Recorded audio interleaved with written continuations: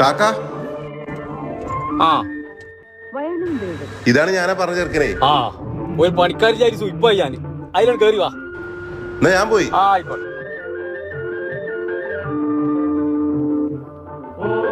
ഇതൊന്ന് നോക്കി പഠിച്ചോ.